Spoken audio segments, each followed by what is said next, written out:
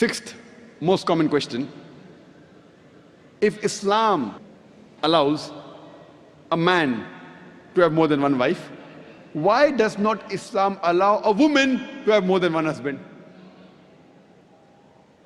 As far as marrying women is concerned, the categories of women a man can marry is clearly specified in Surah Nisa, chapter 4, verse number 22 to 24. And it's mentioned in Surah Nisa, chapter 4, verse 24, that you cannot marry a woman who's already married. That means in Islam, a woman cannot have more than one husband. Before I give you the real reason, imagine there's already a scarcity of women finding husband. If a woman has more than one husband, this scarcity will increase. It will multiply the problem. Let's analyze what are the logical reasons that Islam prohibits a woman to have more than one husband. When a man has more than one wife, and if any child is born out of that wedlock, you can easily identify who is the father as well as who is the mother. But if a woman has more than one husband, and if a child is born, you can identify the mother, but you will not be able to identify the father. And if you go to admit that child in school, and if they ask you what is the name of the father, you may have to give two names.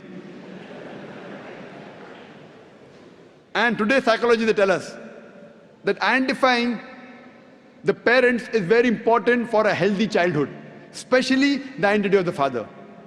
If you cannot identify the parents, the child has a lot of mental trauma. Today, after science has advanced, I'm aware that there is DNA testing and genetic testing where you can identify who is the father and who is the mother, though it's not very accurate.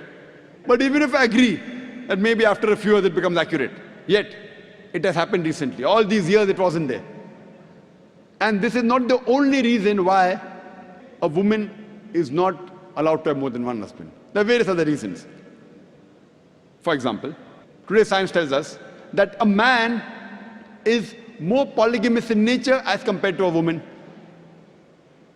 Today science tells us that because of the various behavioral and psychological changes that take place in a woman during menstrual cycle, she cannot do the role of multiple wives simultaneously. Whereas a man, he can do the role of multiple husbands simultaneously.